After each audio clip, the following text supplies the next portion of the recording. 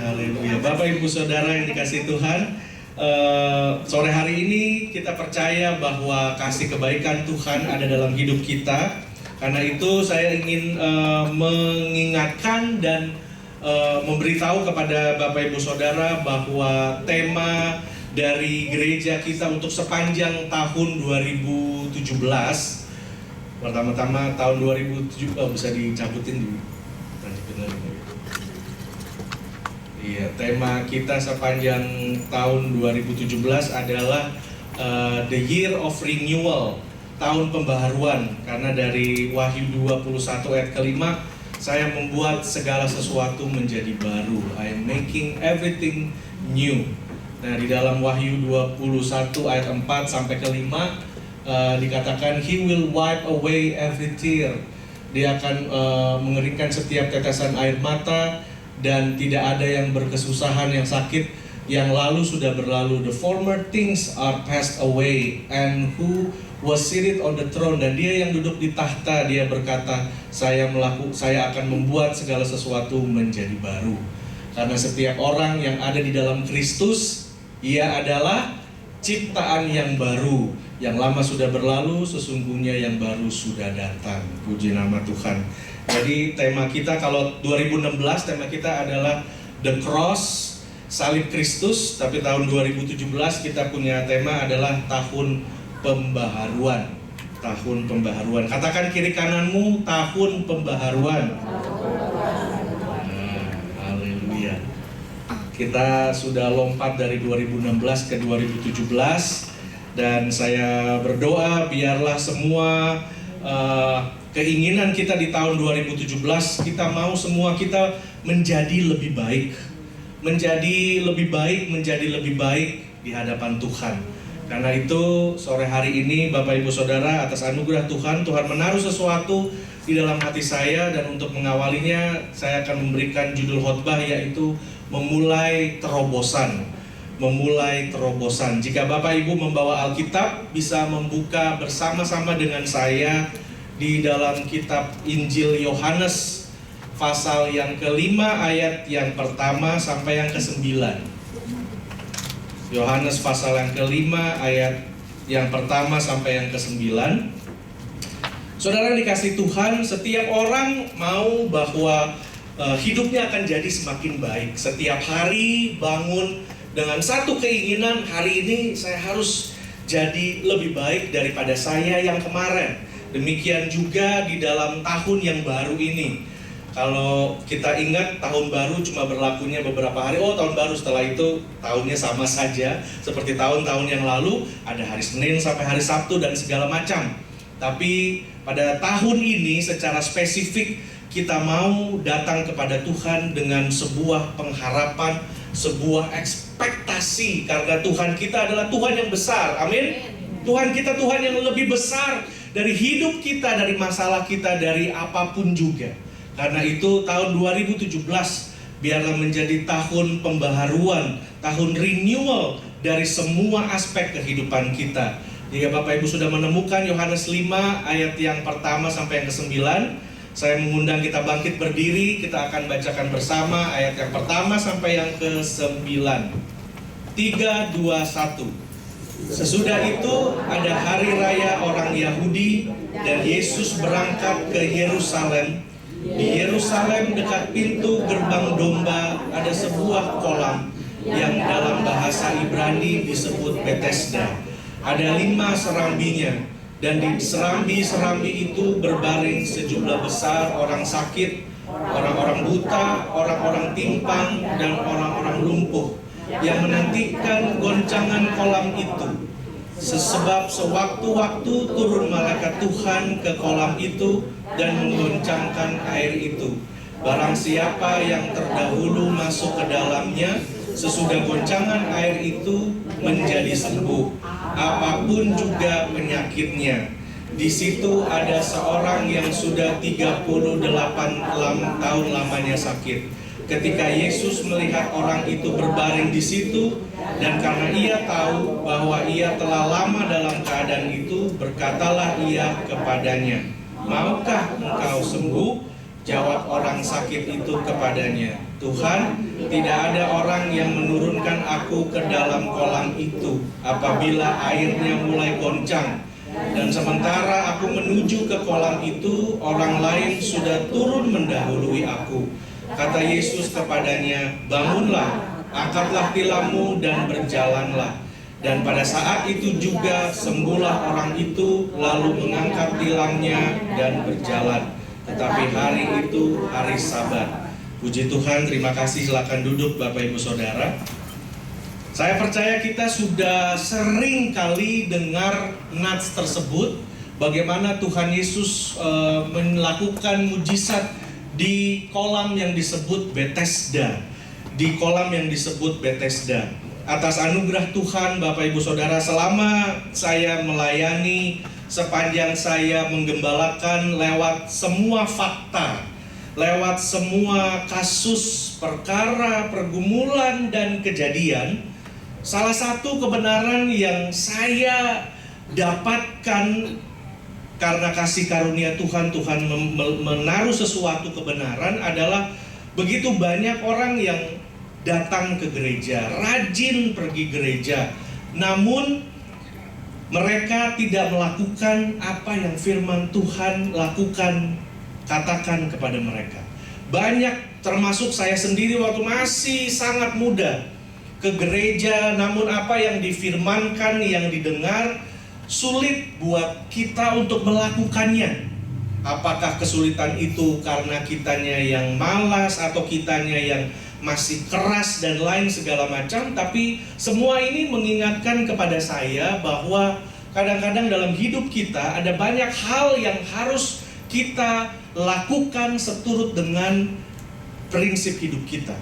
Saya ingat waktu beberapa, udah mungkin lebih dari 15-17 tahun yang lalu, waktu saya masih ada di Indonesia, sering kali nggak setiap minggu, tapi ada lumayan dalam satu bulan lumayan banyak.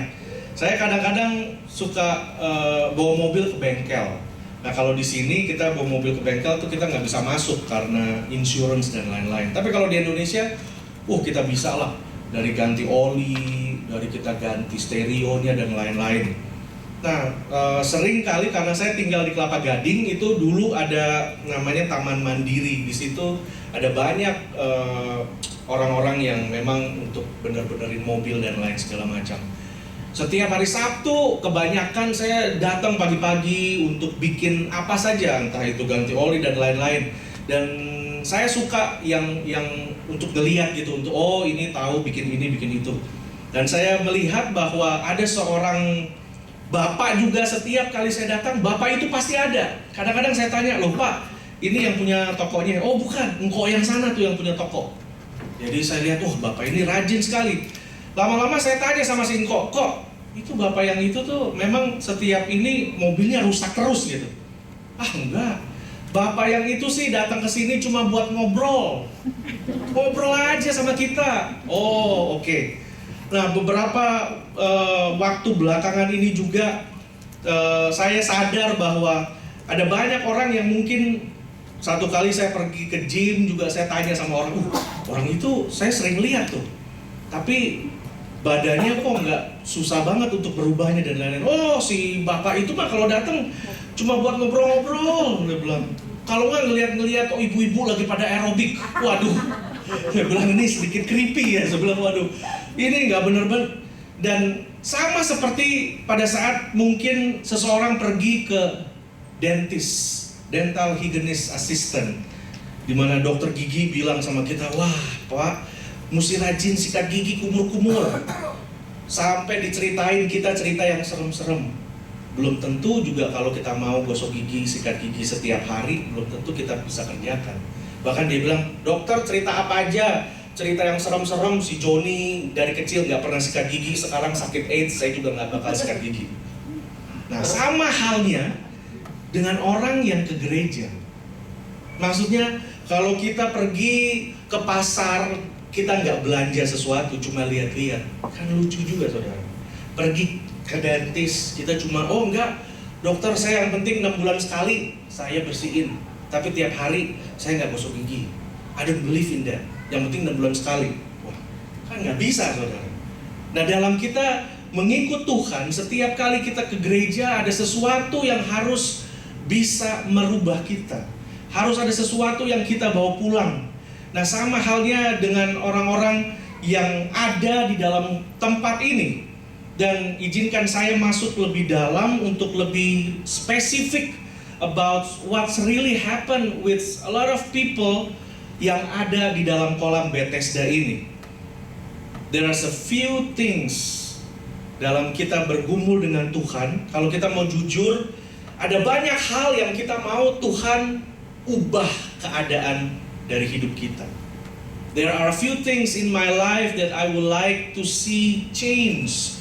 Tuhan, rubah ini keluarga saya, rubah anak saya nih, rubah suami saya, istri saya, dan lain-lain. Ada banyak hal. Most of us love the idea of God change our circumstances more than the idea of God changing us. Kita suka dengan semua kebutuhan kita. Kalau Tuhan datang, Tuhan turun, lakukan kuasa-Mu, Tuhan rubah situasi dalam hidup saya. Tapi semuanya hanya bersangkutan dengan situasi dan kondisi hidup kita. Apabila kita perhatikan ayat yang kedua di situ, dikatakan di Yerusalem dekat pintu gerbang domba ada sebuah kolam yang dalam bahasa Ibrani disebut Bethesda. Nah, Bethesda itu artinya adalah house of mercy, rumah dari kasih kemurahan Tuhan. Di kolam tersebut ada begitu banyak orang-orang. Kalau kita lihat di sini, ada orang buta, orang timpang, orang lumpuh, orang yang suka gosip, orang malas, semua ada di sini. Semua ada di situ. Jadi kita lihat bahwa kadang-kadang di dalam kita bergumul dengan Tuhan, saya lihat seperti ada persamaan di dalam tempat ini, kolam yang disebut Bethesda, dengan, saya kasih lihat ini, kolam yang disebut Bethesda itu ada di sini, serambi, punya 5 serambinya. Nah, di situ berkumpullah orang-orang ini. Orang timpang, orang buta, dan lain-lain. Kalau dulu suka ada orang kasih joking gini, Tuhan, biar yang buta mendengar. Ya iyalah, itu bukan mujizat, buta pasti dia dengar. Yang mendengar dia akan melihat, ya pasti begitu, saudara. Nah, di sini di kolam itu ada orang-orang seperti ini.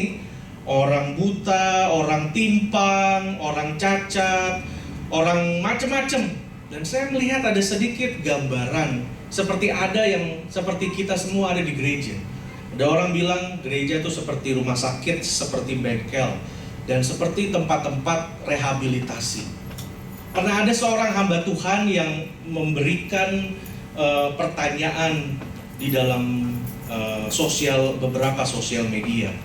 Dia berkata, what's an area of your life where you need a breakthrough? Area mana saja dalam hidupmu yang engkau mau adanya sebuah terobosan? Dan semua dari ribuan orang yang kasih jawaban, rata-rata mereka memberikan jawaban, oh tolong saya mau ada terobosan, ada perubahan di dalam rumah tangga saya, keluarga, pekerjaan, dan lain-lain. Tapi tidak ada satu jawaban di mana berkata, saya mau ada terobosan atau ada perubahan di diri saya. Because I'm selfish. Saya orangnya serakah, saya orangnya sok tahu, saya orangnya kadang-kadang suka takut. Nah, seperti ini kita perlu memikirkan dan bertanya kepada Tuhan. Mari sebelum kita memulai Tuhan untuk mengubah situasiku, menolong masalahku, mari kita mau jujur dan katakan kepada Tuhan, Tuhan, ubah saya. Sebelum semuanya diubah oleh Tuhan, saya mau Tuhan mengubah saya. Ini yang terjadi di kolam Bethesda ini, saudara. Nah, mereka punya tempat seperti ini, ada tempatnya, dan begitu kalau malaikat turun, langsung malaikat mengubek air di sini. Siapa yang masuk duluan dia akan sembuh. Dan banyak orang yang tinggal di sini. Orang yang sakit ini aja dia katakan berapa puluh tahun, saudara? 38 tahun. 38 tahun. Dan di situ dikatakan Tuhan Yesus dia bertemu dengan orang ini. Lalu ketika Yesus melihat orang berbaring di situ, dan karena ia tahu bahwa ia telah lama dalam keadaan itu, berkatalah ia kepadanya, "Maukah engkau sembuh?"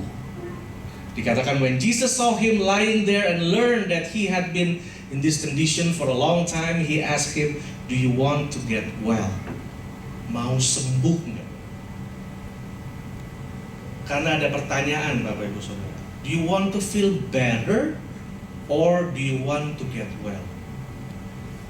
Semua rata-rata kita yang ke gereja, kita mungkin bisa melihat pertanyaan ini. Apakah kita hanya mau merasa nyaman? Apa kita mau disembuhkan? Ataukah kita mau merasa supaya kita merasa jadi manusia yang baik? Atau kita mau diperbaharui? Atau kita mau diperbaharui? Kita bisa datang ke gereja untuk merasa emotionally baik, karena setiap kita pasti kita rasa kita harus jadi orang yang baik secara moral. Karena kita bertumbuh di dalam keluarga, diajar, dididik untuk jadi orang baik. Nggak mungkin orang tua kita didik kita untuk jadi seorang penjahat. Pasti jadi orang yang baik. Karena itu setiap ada orang minta-minta atau apa, kadang-kadang kita kasih mereka, apakah kita memang tulus mau kasih atau kita mau supaya perasaan di hati kita bilang, "Oh iya katanya kamu orang baik, San, kasih dong, kan orang baik." Kasih. Supaya cuma hanya ada perasaan enak dan wah, memang orang baik ya harusnya ngasih dong. Memang orang Kristen harusnya pergi ke gereja, tapi nggak semua orang ke gereja adalah orang Kristen. Jika kita bisa datang ke gereja untuk mencari atau mendapatkan kenyamanan dan pulang dari gereja tanpa ada sesuatu yang berubah, demikian pula apa yang menjadi gambaran di kolam Bethesda ini. Orang-orang yang ada di situ, Bapak Ibu Saudara, saya kembalikan, orang-orang yang ada di sini semua, orang-orang yang sakit, perhatikan ya, orang yang sakit, yang cacat, segala macam ada di situ. Tapi perhatikan, jika mereka kumpul, itu salah satunya aja 38 tahun. Saya percaya ada pasti yang lebih dari 38 tahun. Wong tempatnya enak kok nih. Tempatnya ini kayak begini. Kalau Bapak Ibu Saudara di Amerika banyak juga orang homeless. Dan gak semua orang homeless tuh tidurnya pinggir jalan. Ada yang di mobil, ada yang di emper toko. Tapi kalau mereka udah dapat satu tempat yang enak, mereka bisa begitu terus. Seperti ini, mereka orang tinggal di sini nggak ada bayar rent apartemen, rent kamar, nggak ada tuh. Tapi enak aja. Tapi kalau saudara memperhatikan orang-orang seperti ini, jika berkumpul dengan orang-orang yang sama dengan mereka, lama-lama mereka akan merasa bahwa mereka normal. Ya, dan perhatikan ya. Lalu mereka kumpulnya saat orang-orang yang sama, mereka akan rasa tuh mereka normal. Mereka normal, mereka nggak butuh siapa-siapa. Mereka normal, makanya mereka bertahan puluhan, belasan, puluhan tahun. Karena mereka pikir, nih yang lain sama sama saya, kita rasanya senasib, sepenanggungan, normal. Orang tersebut tahu dan sadar bahwa dirinya cacat, dirinya sakit. Namun karena bertahun-tahun tinggal di sekitar kolam tersebut, membuat dia merasa normal dan kehilangan harapan untuk sembuh. Kehilangan harapan untuk sembuh. Nah, kita sering berdoa untuk meminta Tuhan turun dan mengubah situasi kita. Nah, saya akan lanjutkan terus. Yohanes 5 ayat yang keempat. Sebab sewaktu-waktu turun malaikat Tuhan ke kolam itu dan mengguncang air itu. Barang siapa yang terdahulu masuk ke dalamnya sesudah goncangan air itu menjadi sembuh. Saya mau cerita sesuatu juga Bapak Ibu Saudara mengenai yang tadi saya sampaikan ini ya. Kalau kita bertahun-tahun tinggal di dalam lingkungan yang buruk, lingkungan yang gak sehat, lingkungan yang gak baik, lama-lama kita akan merasa semua itu normal. Contohnya di Indonesia, rumah saya tuh di sampingnya ada masjid gede.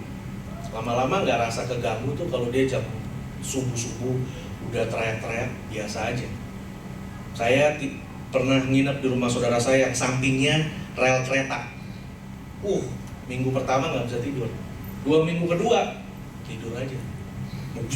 Lama-lama biasa. Semua yang nggak baik lama-lama biasa. Waktu saya SMP, saya pernah ribut sama orang tua saya, berantem. Saya tinggalkan rumah. Saya ingat saya pernah tinggal di emperan Pasar Senen.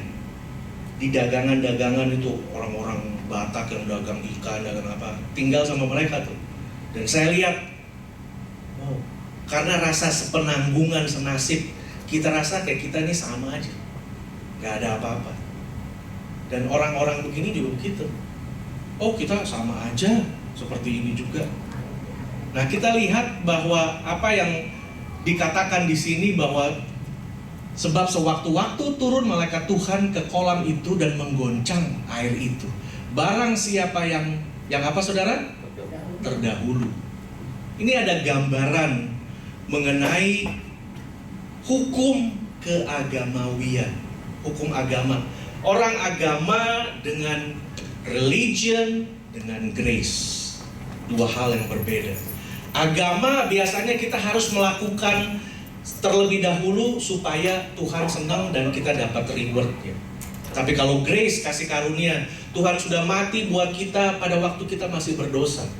Dan di sini adanya terlihat sebagai salah satu hukum dan prinsip agama. Barang siapa yang terdahulu, barang siapa yang bisa bahasa roh, yang udah baca Alkitab 3 kali bolak-balik, siapa yang paling doanya paling, waduh, sampai malaikat lagi kepek-kepek sayap bisa diam, doanya bagus tuh, gitu kan, bisa, doanya bagus, tahu ayat Alkitab bagus, semua yang paling, semua yang ter dan yang ter, sepertinya dia bisa disebutkan, sepertinya orang itu bisa disebut secara, orang itu rohani.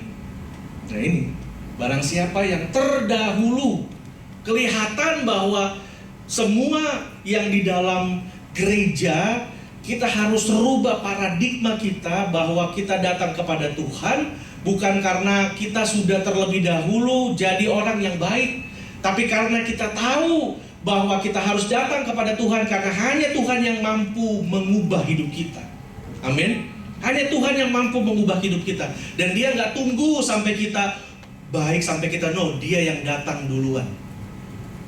The more desperate the situation, the greater the opportunity for his miracle. Semakin saudara pergumulannya semakin besar, chances, kesempatan untuk melihat mujizat Tuhan semakin besar. Lalu pada saat Tuhan Yesus tanya ke orang itu, Tuhan Yesus tadi tanya, kamu mau sembuh gak? Katanya kan, kamu mau sembuh. Tapi orang ini mungkin bukan hanya dia gak bisa jalan, tapi saya pikir ada sesuatu juga dengan pendengaran. Mendengarnya udah kurang benar, karena ditanya mau apa enggak. Tapi dia jawabnya, bukan dia gak menjawab tuh saudara, dia mengeluh. Tuhan, gak ada orang yang turunin aku ke kolam itu. Perhatikan jawab orang ini. Sebenarnya dia tidak sedang menjawab, tapi dia sedang komplain. Tapi oke, saya mau fair dalam hal ini. Saya mau fair bahwa apa yang dia katakan ini benar juga sih. Dan ini fakta. Tuhan, gak ada orang yang menurunkan aku ke dalam kolam itu apabila airnya mulai goncang. Dan sementara aku menuju ke situ, orang lain udah turun. Wah, terlambat terus. 38 tahun terlambat terus. Dan gak ada orang. Nah, saya pikir oke. Dengan kata lain, orang ini bilang kepada Tuhan Yesus, Teacher, I appreciate your conversation, but you don't know my situation. Kadang-kadang kalau saya mau doakan orang atau nggak usah doakan orang lah, kayak kita mau empati sama orang. Aduh, iya Bu ya, susah ya. Wah Pak, saya nggak tahu sih. Saya tuh kayaknya kesusahannya tuh yang paling aung jubile gitu. Nih saya sengsara. Saya tuh, Jadi appreciate your conversation, saya hargai simpati Pak Sam, tapi you don't know my situation. Ini yang dia katakan kepada Tuhan. Namun Tuhan itu Tuhan yang penuh kasih dan Tuhan yang penuh dengan kesederhanaan. Kalau saya mungkin saya bilang, saya nggak tanya itu. Kalau saudara tanya, kalau saudara di Tuhan Yesus, mungkin saudara bisa bilang, saya nggak nanya itu loh. Tapi Tuhan Yesus itu Tuhan yang penuh dengan kasih dan Tuhan yang sangat simple. Sangat simple. Dia menjawab orang ini, saya tahu kamu gak bisa datang ke kolam itu. Oleh karena itu saya ingat waktu Tuhan Yesus lagi ada di satu sumur juga dengan seorang wanita Samaria. Dan dia katakan, "Women, can you give me drinks?" Nah di situ wanita Samaria ini bilang, "Waduh, gak bisa dong. Saya orang Samaria, kamu orang Yahudi." Tapi dibilang, "Kalau engkau kasih saya akan berikan kepadamu air kehidupan yang akan menjadi sumber kehidupan di dalam hatimu. Sama seperti orang ini, Bapak Ibu Saudara." Orang ini dengan kata lain Tuhan Yesus katakan, "Saya tahu kamu gak bisa datang ke kolam itu. Tapi saya adalah air yang hidup. Saya datang kepada kamu. Saya sumber air yang hidup itu, saya yang datang kepadamu." Dan ini yang adalah gambaran grace, kasih karunia. Bukan kita yang memilih Tuhan, bukan usaha kita untuk menjangkau Tuhan, tetapi aku, Tuhan yang telah lebih dahulu memilih kita. Bukan apa yang kita lakukan baik, bukan apa sifat dan kelakuan kita, tapi semata-mata Tuhan yang sudah menjangkau kita. Amin. Katakan kiri kanan, Tuhan yang memilih kamu. Tuhan yang memilih kamu. Haleluya. Nah, kita lihat di sini Bapak Ibu Saudara, bagaimana hidup kita, pergumulan kita, selalu kita mengharapkan Tuhan, biarlah tangan Tuhan yang terlebih dahulu turun. Tapi yang di sini, kalau kita memperhatikan orang-orang yang berkumpul di kolam itu, semua itu sama. Semua punya keinginan untuk sembuh, untuk ditolong oleh orang lain. Tapi banyak dari kita semua, termasuk saya sendiri, selalu kita gampang untuk menyalahkan suasana, menyalahkan situasi. Ya terang aja lah, saya kan bukan anaknya orang kaya. Ya kalau dia begitu, waduh, kalau saya jadi dia sih mungkin beda. Atau kita nyalahkan orang lain, seperti orang yang lumpuh tadi ini. Tuhan gak ada yang ajak saya ke kolam itu. Saya udah kasih uang anaknya, lama-lama uang saya habis dong 38 tahun. Saya dapat dari pemerintah, habis lama-lama orang untuk bayar ini si bocah ini untuk gendong saya ke sana. Nah dia di dalam keterbatasan, di dalam segala sesuatu Bapak Ibu Saudara, untuk kita mendapatkan terobosan, selalu kita pikir, kalau suami saya dijamah Tuhan, kalau istri saya, kalau keluarga saya, Tuhan kalau pekerjaan saya nih dapat promosi, pekerjaan saya ditolong Tuhan, pasti hidup saya jadi lebih bahagia. Semua dilihat dengan apa yang terjadi di luar. Karena happy lain dengan joy. Happy kalau semua yang terjadi di luar, everything that happen make us happy, kita jadi happy. Tapi apa yang terjadi di luar nggak bikin kita seneng, kita terus jadi orang yang cepat menggerutu dan cepat komplain, cepat menyalahkan orang lain, cepat menyalahkan diri sendiri, bahkan cepat menyalahkan Tuhan. Tapi kita lihat bagaimana orang-orang yang ada di kolam Bethesda. Tuhan sebenarnya perjalanan dia tuh sebenarnya bukan tujuan aslinya ke Bethesda. Dia membuat sebuah perubahan dan belok ke arah kolam itu. Dan dia datang langsung ke orang yang 38 tahun itu. Dia gak pergi ke siapa-siapa, tapi dia sudah tahu, orang itu. Dalam hidup kita Bapak Ibu Saudara, kita percaya bahwa apa yang sudah Tuhan berikan, kadang-kadang kalau kita gak mengerti, kita bisa tersesat dengan apa yang namanya berkat Tuhan. Tapi pergumulan di dalam hidup kita seperti seorang yang sakit 38 tahun ini, kita lihat bagaimana saatnya Tuhan, selalu pertolongan Tuhan tepat pada waktunya dan tidak pernah terlambat. Amin. Pertolongannya selalu tepat pada waktunya. Dan kita lihat bagaimana Tuhan menjangkau orang ini, memberkati dan mengubah orang ini. Pertama Bapak Ibu Saudara, terobosan itu dimulai saat kita memberi Tuhan, berhenti memberi Tuhan alasan-alasan. Tuhan, iyalah, kan saya memang jamnya beda. kalau udah jam segini saya pulang kerja aja jam berapa. Saya ini selalu penuh dengan alasan, atau yang lebih akrab dalam budaya Indonesia adalah kata-kata entar sok, entar deh, besok lah. Ada banyak alasan. Wah, tunggulah Tuhan. Apalagi kalau kita mau berdoa, ada ting-tang ting-tung, ini semua nggak bisa, segala sesuatu. Tapi terobosan dimulai saat kita berkata kepada Tuhan, ya Tuhan, saya mau saat ini.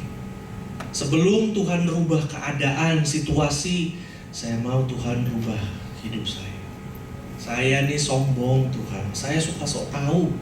Sebelum kita nuntut untuk orang lain atau keadaan, satu yang Tuhan tanya sama orang yang 38 tahun ini, do you want to get well? Kamu mau sembuh gak? Apa kamu cuma cukup rasa enak di dalam gereja pulang tanpa ada sesuatu yang berubah? Apakah engkau mau untuk dijamah Tuhan? Terobosan itu dimulai dari dirimu sendiri dan dari pengakuan dirimu sendiri. Terobosan itu dimulai pada saat kita, kalau kita berharapkan Tuhan yang turun. Sebenarnya terobosan itu atau breakthrough itu dimulai pada saat kita mengangkat tangan dan Tuhan akan turun tangan. Berhenti lagi menyalahkan situasi, menyalahkan orang lain.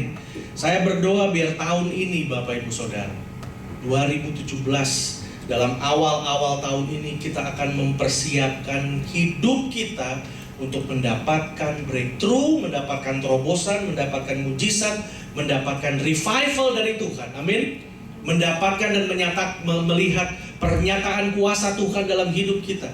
Tapi sebelum kita dapatkan itu, yang Tuhan paling care adalah sebelum Tuhan kasih berkat, sebelum kasih jawaban doa, yang satu-satunya Tuhan paling peduli adalah diri kita sendiri. Diri kita sendiri. Di dalam hidup kita, kita punya dua panggilan Bapak Ibu Saudara. Di dalam hidup kita, kita punya dua panggilan. Panggilan yang pertama adalah panggilan kita di dalam hidup ini. Kita jadi apa? Jadi seorang suami yang takut akan Tuhan, bapak yang takut akan Tuhan, seorang pegawai teladan, seorang dokter, arsitek, apapun juga. Ada panggilan dalam hidup. Dan yang kedua, panggilan kita ini, panggilan untuk hidup yang kekal. Panggilan kekekalan. Dua ini harus berjalan sama-sama. Harus berjalan sama-sama. Kalau kita bilang, ya boro-boro pikirin yang kekal, yang sekarang aja untuk perut aja masih belum, untuk bayar rumah, bayar rent kamar dan lain-lain, wah susah. Bagaimana kita mau pikirin yang nanti? Tapi ingat saudara, yang kekal itu datangnya tidak pernah diberitahu. Gak pernah kita dapat WhatsApp dulu, oh tanggal ini kamu akan dipanggil Tuhan, gak ada. Yang kekal datangnya tiba-tiba. Pagi-pagi bangun saudara, bikin teh, bikin kopi. Kopi belum habis, baru setengah. Mau ambil pisang goreng, tahu-tahu dada sesek. Siapa yang tahu? Dada sesek, duk jatuh. Pas nggak ada orang, ketemulah kita dengan yang menciptakan kita. Karena itu panggilan hidup untuk saat ini dan panggilan hidup yang akan datang, panggilan hidup tentang kekekalan. Dua-dua ini harus berjalan dengan benar. Kalau kita di dalam surga nanti, di dalam kekekalan, hanya ada satu musim, yaitu musim sukacita. Hanya ada satu mood. Moodnya penuh dengan sukacita dan sukacita dan sukacita. Karena itu orang yang mengerti dan tahu panggilan hidupnya untuk saat ini dan panggilan hidupnya untuk kekekalan, orangnya ada sukacita. Karena dia bisa berdamai dengan Tuhan. Bagaimana dia berdamai? Dengan memulainya dari diri sendiri. Sore ini ajakan saya buat kita semua Bapak Ibu Saudara. Kita boleh punya permintaan apa saja sama Tuhan. Tuhan 2016, saya mau lihat Tuhan mengerjakan sesuatu dalam rumah tangga saya, dalam pekerjaan saya. It's all good, semuanya bagus, semuanya baik. Dan Tuhan kita itu lebih baik daripada Bapa di surga. Dia nggak pernah datang, dia nggak pernah kalau lihat kita datang sama dia, kita udah bawa kertas, Tuhan ini loh request saya. Dia cuma mungkin tersenyum aja saudara. Oke. Tapi satu hal yang dia mau lihat, bagaimana kita sudah siap apa belum? Diri kita mau diubah sama Tuhan atau belum? Kita percaya Allah turut bekerja dalam segala sesuatu untuk mendatangkan kebaikan bagi mereka yang mengasihi Dia. Bagi mereka yang mengasihi Dia, yang mengasihi Dia, yang dengar akan firman Tuhan. Dan saya percaya bahwa orang-orang yang menabur dengan mencucurkan air mata akan menuai dengan sorak-sorai. Di dalam kita hidup tidak ada hal yang gratis. Ada, bayarnya nggak sekarang, nanti. Nah, sukses yang palsu adalah sukses yang gak usah bayar, bayarnya nanti. Sukses yang asli adalah you bayar dulu. Kebahagiaan yang sesungguhnya adalah kebahagiaan yang bayar dulu. Artinya apa? Kita tabur. Kita tabur dengan pergumulan kita. Kita tabur saat kita memikul salib. Kita tabur saat kita jadi orang Kristen yang taat sama Tuhan. Yang taat sama Tuhan artinya kadang-kadang kita harus berani bilang tidak dengan hal-hal yang lain. Bayar harga. Nah, bayar harga itu saudara, susah, berat, sakit, sampai mencucurkan air mata. Amin? Benar kan? Sampai mencucurkan air mata. Kita bilang anak kita, hei berdoa gini-gini, dia ketawain kita. Mami, what do you know, Mom? Mami aja gak bisa bahasa Inggris. Kadang-kadang ada banyak hal yang kita mau. Anak kita, saudara. Saya ingat bahwa pada saat Tuhan Yesus dalam perahu ya, dengan murid-murid, tiba-tiba angin badai datang. Semua udah, waduh ini kok, wah bisa ada angin gede begini padahal danau. Ini juga danaunya gak segede danau Toba ya, kan? Tapi kok anginnya kayak kita ada di lautan Pasifik. Waduh, angin kenceng. Mereka lihat ya, Tuhan Yesus tidur. Dibangunin, guru. Apakah guru gak peduli dengan keselamatan kita? Lalu Tuhan bilang, itu sama dengan kadang-kadang kita dalam sebagai orang tua ya. Kalau anak kita minta sesuatu atau ada sesuatu yang terjadi, gampang tuh kadang-kadang buat anak kita bilang, you don't love me ya, mami gak sayang sama saya, papa gak sayang sama saya ya. Gampang buat anak tuh ngomong gitu. Tapi sabar, jangan langsung bilang, wah tahu diri anaknya gitu. Ya, kita kan gampang, ini gak ngerti ya kalau waduh. Sama, kejadian ini sama seperti Tuhan Yesus di dalam perahu itu. Sama benar. Murid-murid udah komplain, ini Tuhan gak peduli dengan keselamatan kita ya. Lalu Tuhan bangun, dia lihat, kalian nih gak tahu ya, ada badai kosmik secara spiritual yang besar yang akan datang. Bukan badai ini. Dan saya datang ke sini untuk menyelamatkan kalian dari badai yang sesungguhnya. Dalam hidup kita, Bapak Ibu Saudara, ada banyak hal yang kita gak bisa jelaskan buat orang lain, gak bisa jelaskan untuk suami, istri, anak kita. Tapi kalau Tuhan taruh hal itu dalam hati kita, lakukan. Kita bisa bilang, kamu nih gak tahu ya, gak menghargai yang tiap pagi bikin breakfast tuh siapa gitu. Istrimu nih, yang tiap hari itu cuci kolam dan lain-lain siapa? Kalau bukan pendekar ini.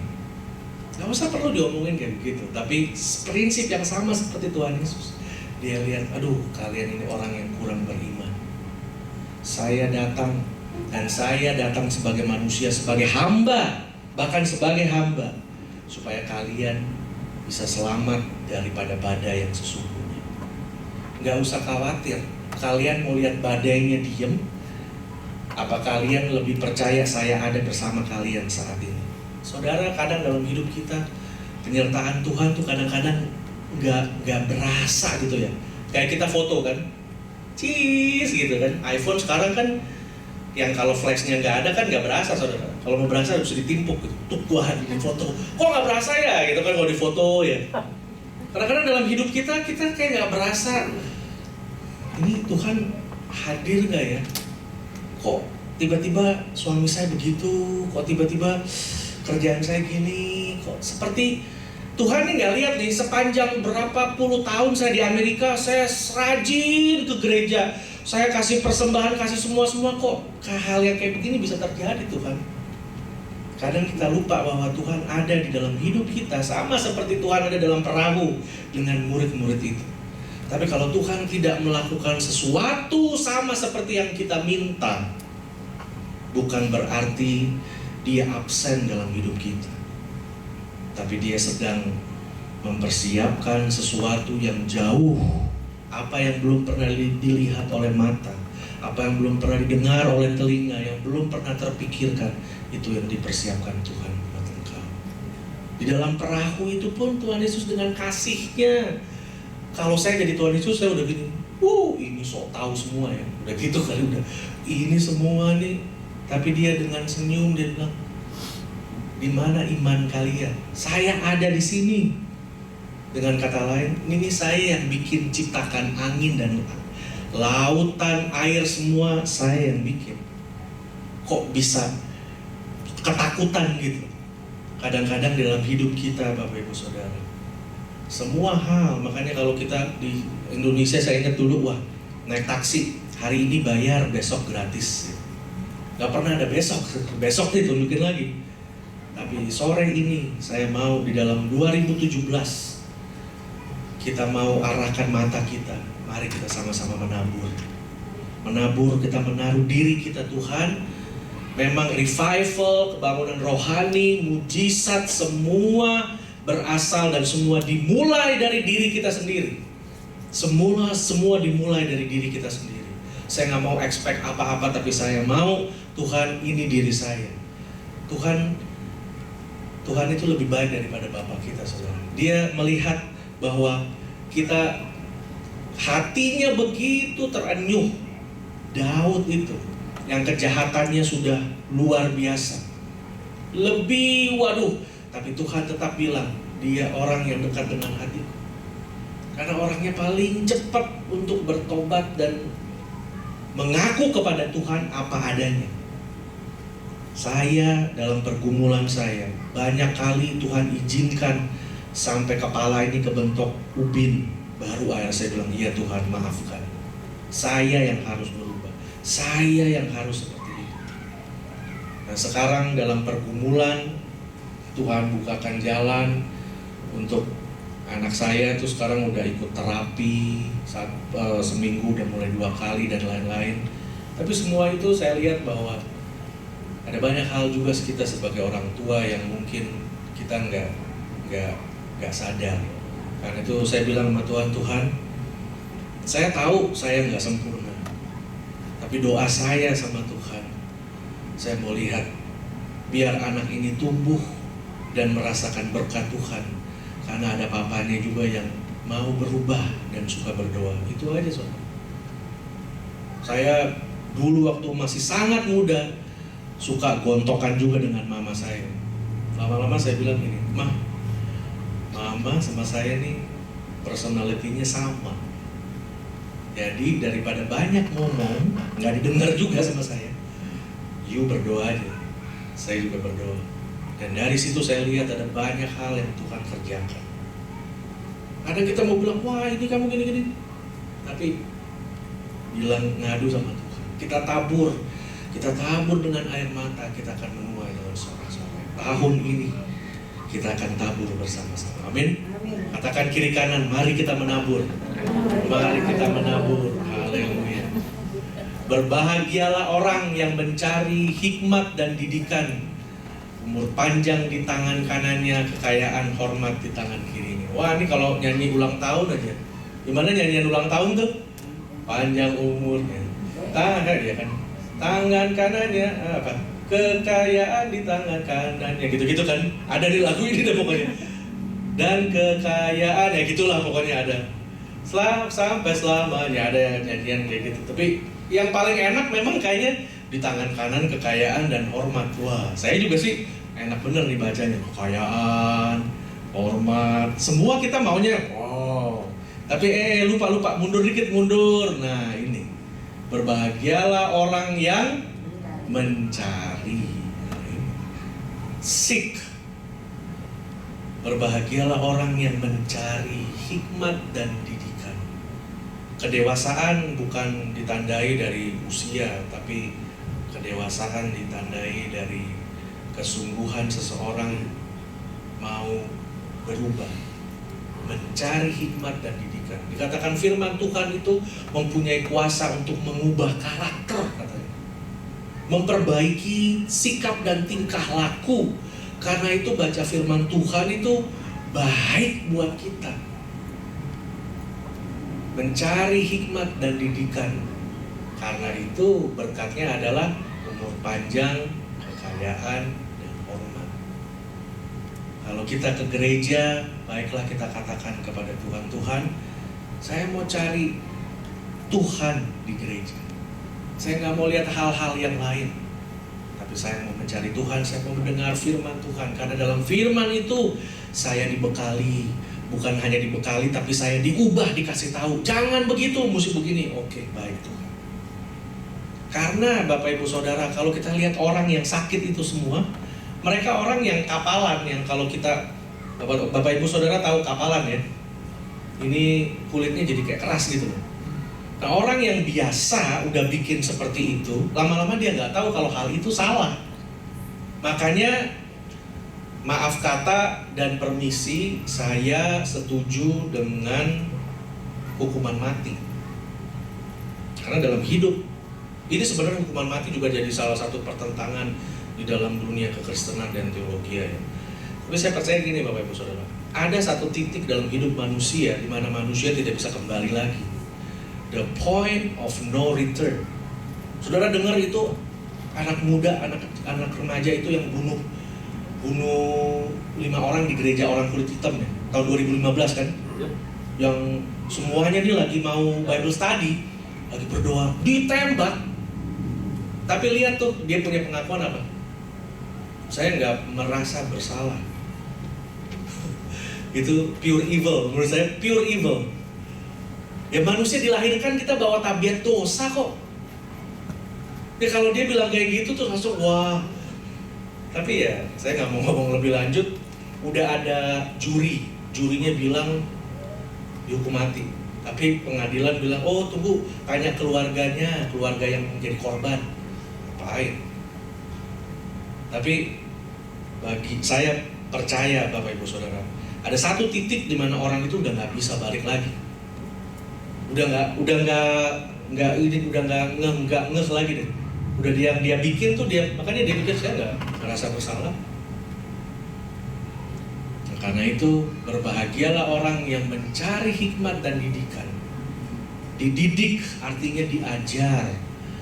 Mencari hikmat itu wisdom, the ability to make decision, to make a right decision. Kemampuan untuk mengambil keputusan yang benar, bukan yang baik, tapi yang benar. Hikmat. Dan semua ini dapat didapat pada saat kita tekuk lutut dan kita menyerah kepada Tuhan.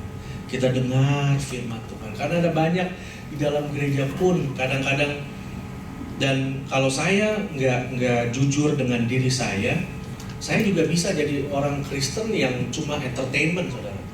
Karena sekarang gini, pengkhotbah di saat-saat ini banyak pengkhotbah canggih-canggih, hebat, luar biasa. Dan banyak yang muda-muda yang luar biasa. Mereka ngomong, kalau kita mau dengerin, wah sepertinya hikmat manusia.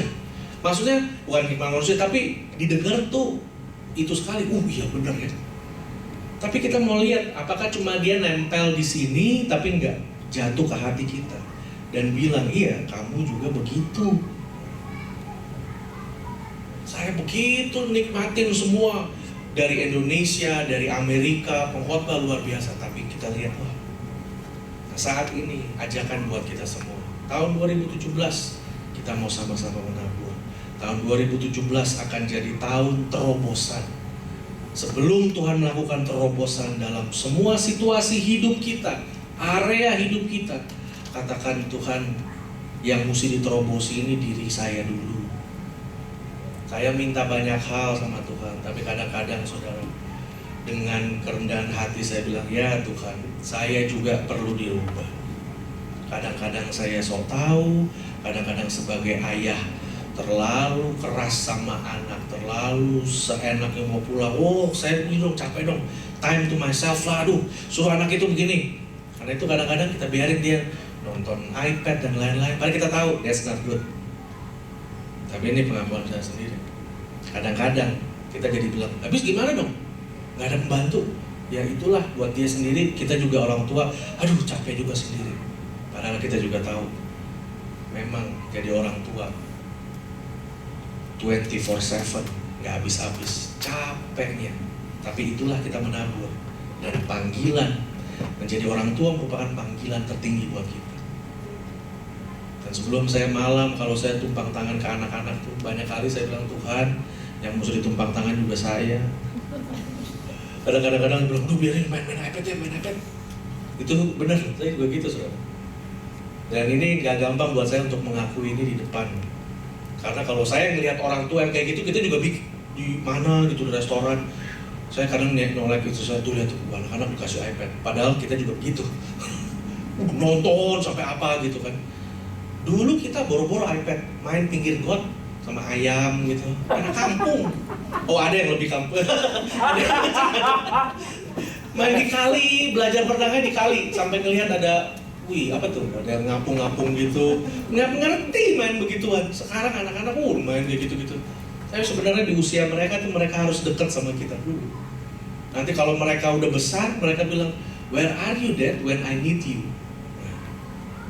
Saya kan cari uang buat kamu dulu. No, I need you. Saya perlu kamu ya sama saya. Walaupun saya udah capek, jadi apa? Makanya kadang-kadang saya juga, saya juga minta maaf sama istri saya, iya maaf gini. Tapi tahun 2017 ini saudara, tidak ada kata terlambat apabila kita mau jujur datang bertobat sama Tuhan. Amin. Terobosan dimulai dari diri kita sendiri. Saat kita mengaku Tuhan, yang harus diperbarui saya dulu. Makanya Tuhan bilang waktu di ayat yang tadi kita sudah lihat sama-sama nih saudara. Saya kembalikan lagi untuk tutup semuanya. Dan pada kata Yesus, ini pertama dia ngedumel. Tuhan, nggak ada orang yang turunin aku ke situ. Dan Tuhan bilang, you know what? Shut up, get up, bangun dan angkatlah, berjalanlah. Pada saat itu juga sembuh. Berarti dia sembuh pada saat dia bangun. Itu. Waktu dia bangun, dia sembuh. Lalu dibilang, angkatlah tilangmu. Revival, breakthrough, terobosan dimulai pada saat kita bangun. Bangun dari keadaanmu itu, bangun. Saya juga nggak mau terlalu pity party itu. Saya nih nggak. Bangun. Sekarang 2017 saat buat kita katakan buat diri kita, hey, kita mau katakan nyebut nama kita masing-masing ya. Saya mau ajak semua nyebut nama kita masing-masing. Katakan bangun. Sebutin bangun bla bla bla. Kamu akan mengalami terobosan. Oke? 1, 2, 3. Bangun Sami, kamu akan mengalami terobosan. Sekarang katakan kiri kanan. Bangun, kamu akan mengalami terobosan. Bangun, kamu mengalami terobosan. Bangun. Haleluya. Mari saya undang kita bangkit berdiri. Kita mau tundukkan kepala bersama-sama. Tim musik akan maju ke depan. Haleluya, haleluya.